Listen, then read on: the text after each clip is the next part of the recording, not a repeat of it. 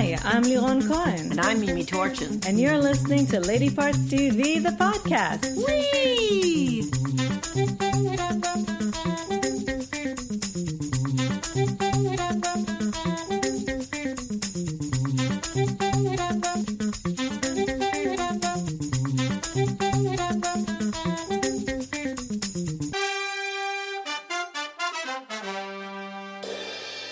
Hi, everybody. Greetings and salutations. How are you all doing?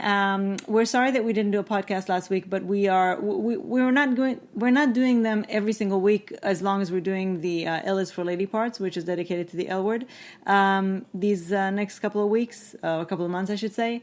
But whenever we have something important to tell you, you can be sure that we'll be here with a podcast. Okay. So we tallied 73 shows, primetime shows, while we were away, and out of which, written or co-written by a woman, 38, 52%, pretty good. Mm-hmm. And directed by a woman, 29, 40%. We've had worse. I told you that I thought the stats were good. Not bad. It's an improvement. Mm-hmm. And 73 shows. We've been busy. We have been busy, and we've been watching movies as well, one of which is a movie that's coming out this weekend for its wide release. Friday. Bombshell, you may have heard about it. If you haven't heard about it, you haven't been watching television at all, because they have been really, really, really advertising this show heavily, this movie. Yes. As well they should have. Absolutely. First of all, the stellar cast and just the three leading ladies, Charlize Theron, Nicole Kidman, and Margot Robbie, all wonderful actresses, but also I hadn't realized that it's just full of people I love, like Holland Taylor and Allison Janney and Kate McKinnon and Connie Britton. Kate McKinnon. Amy Landecker. Yeah, there are a lot of, almost every single role in this movie was cast with somebody exciting. Yes, John Lithgow, by the way. John Lithgow, yes. Roger Ailes, right. So the movie, which was directed by Jay Roach and written by Charles Randolph, is all about the Roger Ailes scandal, which you may have heard us talk about before, because we covered heavily the excellent HBO miniseries. Absolutely brilliant. The Loudest Voice, which if you haven't watched yet, you should watch immediately. You absolutely must. And this is one of those things that in 1 year, I don't know, for some coincidence, I don't know how coordinated or uncoordinated it was, that there was a miniseries and there's a movie about this, but there's definitely enough to explore that you can have both. And if you don't know what it's about, Roger Ailes, the head of Fox News, yes. and you have to see me do Fox News, the news news part in air quotes, because it's really a propaganda channel. He created Fox News, and he also created a workplace that was filled with sexual harassment, sexual assaults, rape, just the most violent and vile place for women to be in. Mostly perpetrated, in the larger sense of the words, by him, yeah, but by Roger Ailes himself. And if you've seen The Loudest Voice, then you know that it was so monstrous. It was. And pervasive, and on such a grand scale, that it really, having I think it was 8 episodes to explore that was very good. Yes, you needed it. And I did say at the time that Roger Ailes had to have been one of the most horrible men on the planet to make Rupert Murdoch seem like a hero. Right. So the Loudest Voice focused, it had more time to explore a lot of the different facets of this. So they also paid attention to how he created Fox News, how he elected Trump, all those other things. This movie actually takes place in the last year before Roger Ailes got fired, when everything exploded. Bombshell. Therefore, Bombshell. With the three main women being Megyn Kelly, played brilliantly by Charlize Theron. Oh my God, what a performance. Not only was it, almost like she was channeling her, and she looked so much like her, but it was also a very excellent performance. Excellent.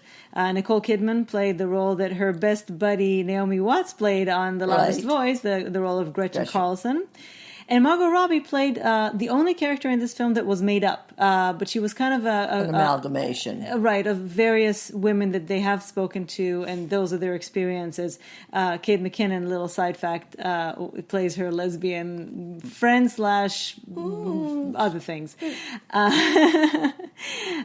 So it focuses mainly on these three women, and when they said time's up, and it's okay. So we've been waiting for this movie for a long time, with bated breath, I might add. And as much as we did enjoy yes, we did. It kind of fell short of our expectation, and I don't think it was just because it was very much hyped and there was a lot of buzz around it.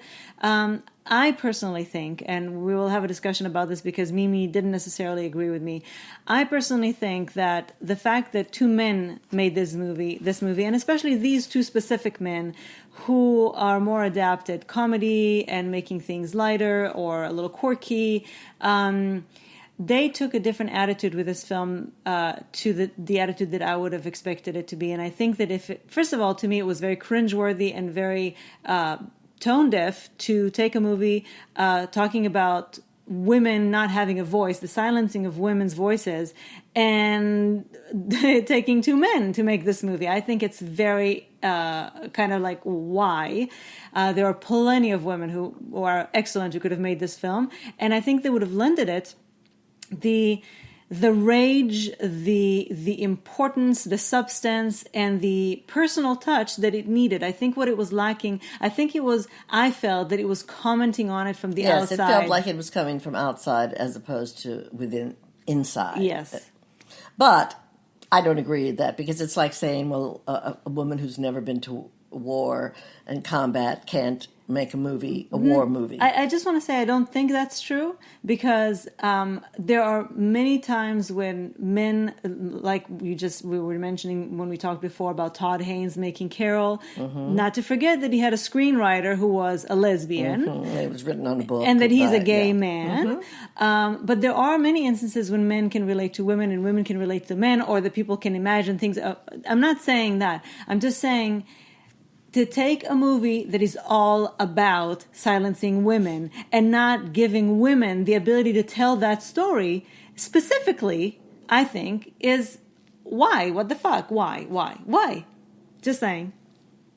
Also, Jay Roach, the movie is quite light for a very not light subject, but that's okay. I think that you can take a different approach and you can make it work. It did take twists and turns, and it did get heavier and more important. But it lacked. But it did lack something. It lacked a certain gravitas that I think it really needed. And it was very interesting to note that all of this happened just before the Me Too movement. Right. So it was a harbinger of big things to come. And the women didn't have as much of a roadmap at the time. And they were all pitted against one another, so there was no ability to really come together and do it. It's not completely that they were pitted against one another. It's just that there was not a culture of sisterhood. Yes, but because it was ambition. But they also said that Roger Ailes did that to them. He intentionally created competition and animosity between the women, right? Because it was smart, divide and conquer. Divide and conquer, exactly. Which is what patriarchy does to women in general. It's a good movie. It's worth your time, if only for the wonderful performances. The performances are just terrific, and because you really want to. I mean, it's not like the miniseries. It took a different focus. It focused on the women 1 year, and the women and them fighting back rather than the whole picture. The story, right? Yeah, but the performances are amazing from these women. They're just great. But the movie really did feel like a TV movie. Yeah. Which is not a bad thing, because now we see what people on television manage to do. But we had different expectations. It has, right. I mean, the standards have lifted so high. But to me, it felt like a TV movie in the old-fashioned sense of the word. Yeah. I think that is sad, because they had every resource and every ingredient to have made a great film. And what they made was an entertaining film. Yeah. And an entertaining film on this subject. It's not That really. already is sort of, at cross purposes. Yeah, You do want to be entertained, but entertainment is not the reason to make this movie. This movie has a greater purpose and a greater reach. And yes, you do want to be entertained, but entertainment can come in many different forms. Right. But we do recommend it. Oh, absolutely. Yes. We don't want to make it sound like you shouldn't see it. Right. See it. I think you'll really find it excellent. And it really does illuminate a lot of things that we all need to know about how things work. And especially if you haven't seen The Loudest Voice, Right. which you must yes, get your free subscription, whatever it is they give you at HBO whenever they do, and just know that just binge. And just know that The Loudest Voice is not light in any way. In any way, fact, shape, it will or make you want to form. throw up in your mouth a little bit. It really is. Has some of the most disgusting. Talk about cringeworthy moments I've ever seen in a show, but in a TV show, but in an excellent and important way. Yes. Now, going along with the theme, we just want to briefly talk to you about in the next, actually Friday. So by the time you hear this, it's already up. The two favorite shows on Apple TV, The Morning Show and For All Mankind, are airing their finales of the season 1 finale, and I'm thrilled to say they're both going to have a second season. Well, as well they should. They were phenomenal. So we just want to briefly tell you, now that we've watched both of them to the end, I'm going to tell you about The Morning Show because in the era of Me Too, and we talked about them at length before this, so we're just going to briefly talk about how they ended. I mean, we're not going to give up any spoilers, of course, give away any spoilers, but we just want to tell you. So The Morning Show did a very interesting thing, and I told you on the vlog that it started really strongly and then it kind of became murky.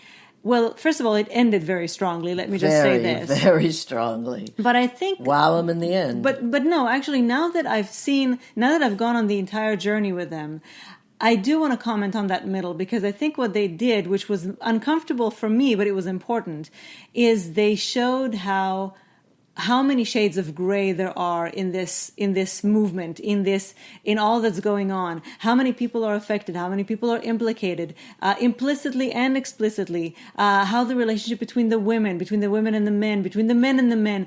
It really, really explored all of that, and not all of that is a clear. This is a hero. This is a victim. Mm-hmm. A lot of it is murky and gray and uncomfortable. And you did sort of need to take that journey. Yes, you have to, because it was also the day to day. Once again,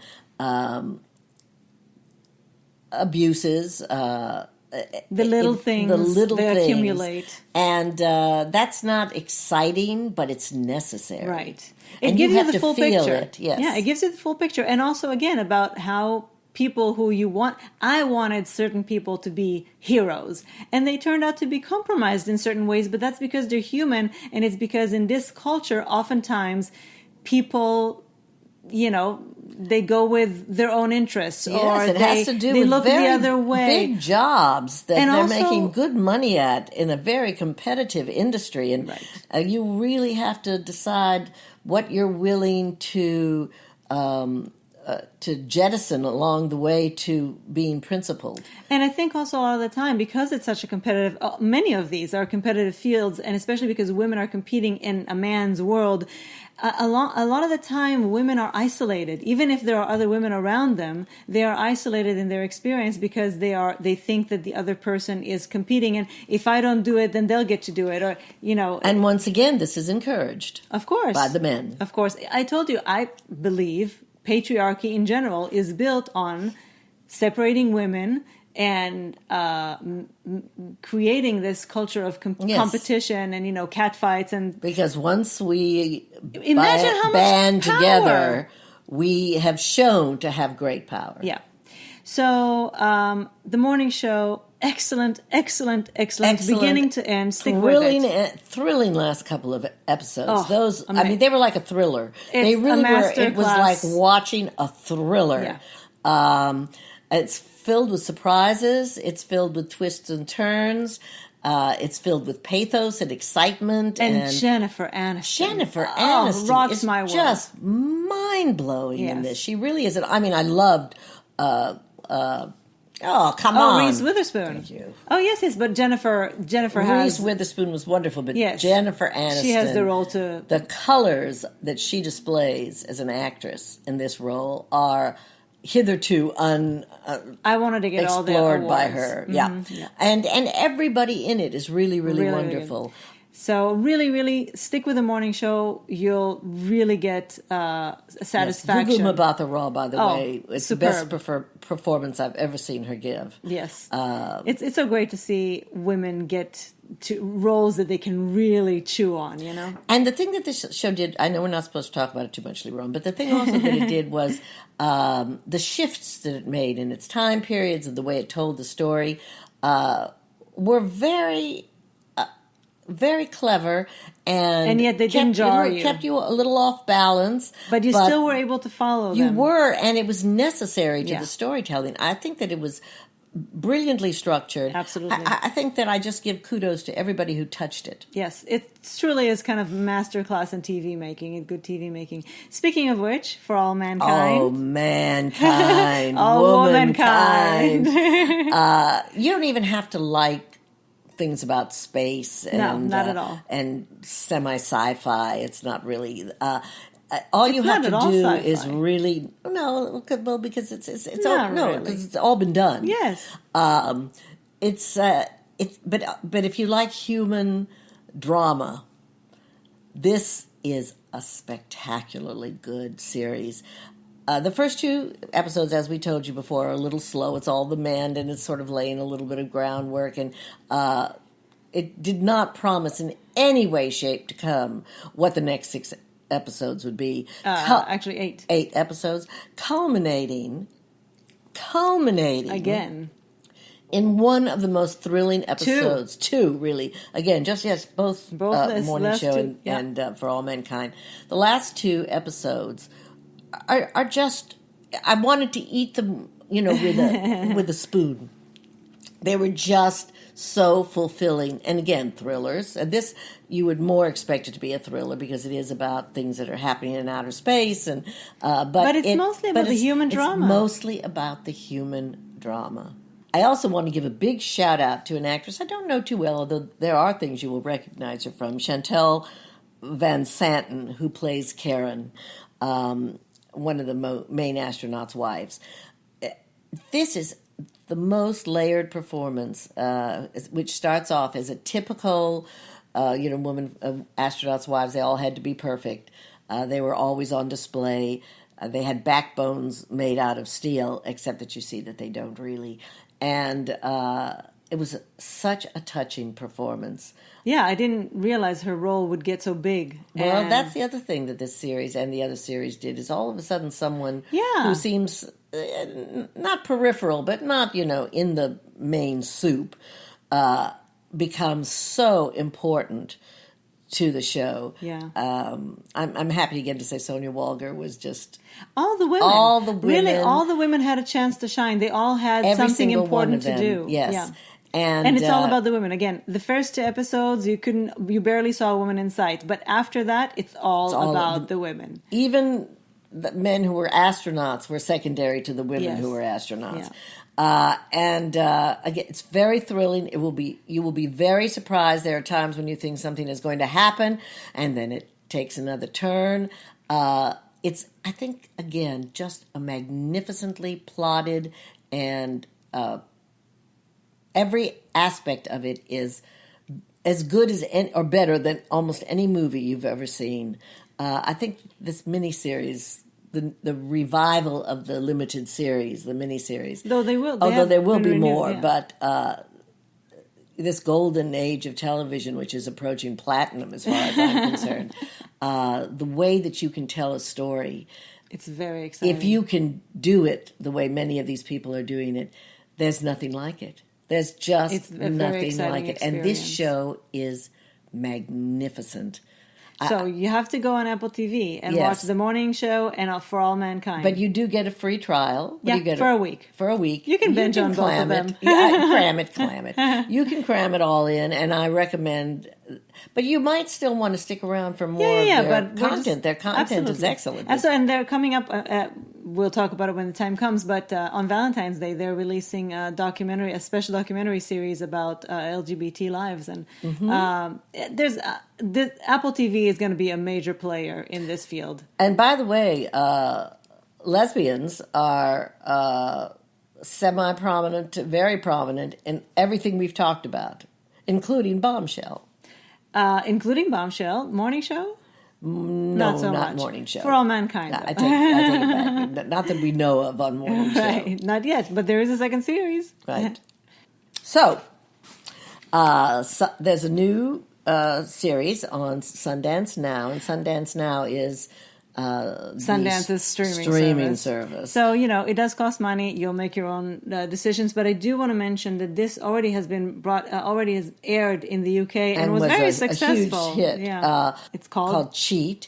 And it's a psycho thriller. I mean, in that there's a sociopath. It's basically the relationship between a teacher in a British college in Cambridge. And I don't know if it's Cambridge. I mean, it's shot in Cambridge. I don't know if it's supposed to be Cambridge. It's called St. Helens. Whatever. Anyway.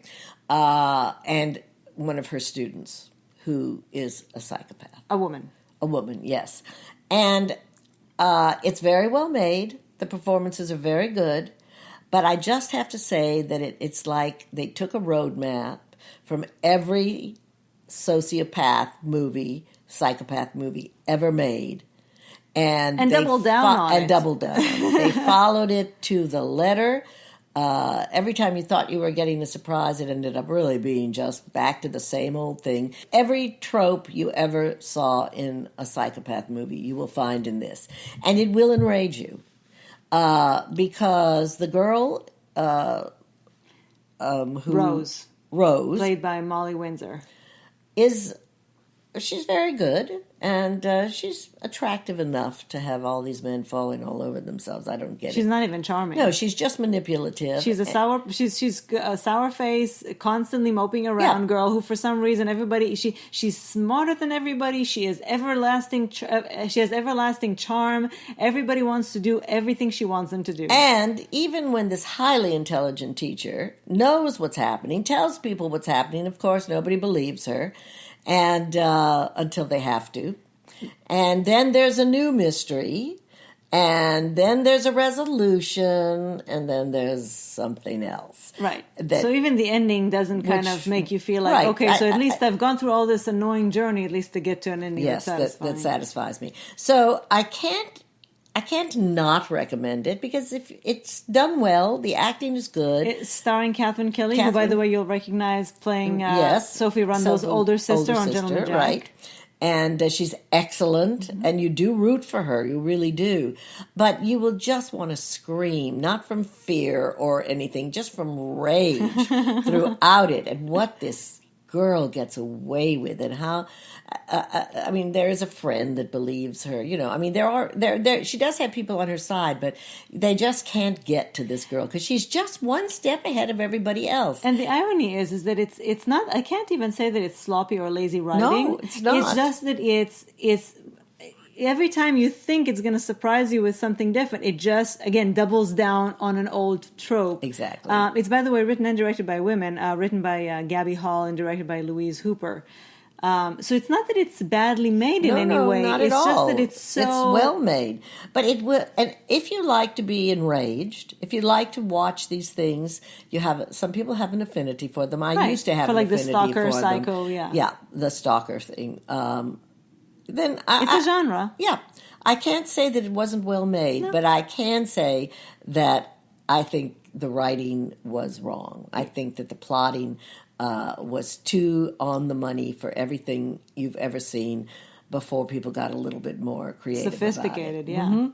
Yeah. And so I'd say watch it at your own watch it peril. knowing watch that we it warned you. knowing that you will, it is well done, but that it is not satisfactory. And it's called Cheat. Cheat. And it's on Sundance Now.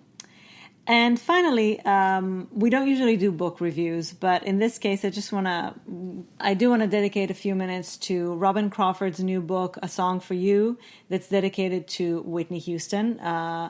In the book, and the reason I wanted to talk about it is because I've gotten a few responses from people who got the book wrong before reading it. So the assumption is that Robyn Crawford, who has long been rumored to be Whitney's lover, lesbian lover, and she wanted to put out her own memoir so that people will finally know the truth. And a lot of people resented that she took the liberty of doing that when Whitney wanted to hide it. And I have two things to say. One is Whitney hid it and ended up dead. And in this book, you will learn just how much of Whitney did not get to express itself, which is why she ended up face down in a tub, which is why she ended up addicted to drugs and marrying a horrible man. Being a lesbian or being bisexual, which I don't know what it was, but it was not the only thing about Whitney that did not get to just be and be celebrated. She had to constantly, her entire life, please other people, work to payroll, to bankroll other people. She really barely got a chance to be who she was. So that's one thing. And Sissy Houston. Yes, Sissy Houston, her mother, was a big part of that. So it's not that Robyn is taking the liberty to betray Whitney's confidence. She is actually, I think, for the first time, probably doing what if Whitney had done when she was younger, she would have probably still been alive, I think. And also, I think this is in service of Whitney. I think Absolutely. This is showing how much of what she became was not of her own doing. It was to get through the days. It was... Right. And that is the second thing I wanted to say, because people assume that this book is all about their love affair. It's actually very little about their being lovers as lesbians, and a lot of it is about really soulmates and what the experience is to love somebody and feel them slipping through your fingers. Robyn possibly was the only person in Whitney's life who loved her purely, who didn't need anything from her, didn't want anything from her. Everybody else had their own agenda. Robyn loved her very purely, and I know that this book is told from her point of view, so, yes, it's biased toward her, but she's actually extremely honest. I felt that this book was very, very honest. And this is about really... not even really much about the lesbian part of it. It was about who Whitney was. And I think that for many people, and I was a longtime fan who at some point just could not understand what was going on with this woman. The media had a field day with it. This is not salacious in any way. It is told in a very, very loving and caring way to give you a window into what Whitney's life was like and why she had to do what she did and why she ended up the way she did. So I think actually this is a love letter or a love song for Whitney. And I highly recommend it to anybody who was a fan and to anybody who just really wants to see because I've seen this way too many times now in Hollywood stories, just what this profession, what this life, what this industry can do to a person. We saw Judy this year. Yes, and again, it's about the people taken advantage of by the people who love them to a great degree, or the people who have power over them as well. Yeah. So I highly recommend A Song for You, Robyn Crawford's book about Whitney Houston. And we will probably be back next week because I think we have more to tell you. We never stop watching television. Never stop. We never stop seeing movies. So right. So expect to hear back from us. And in the meantime, have a wonderful weekend. And I hope you watch everything on our list. Bye.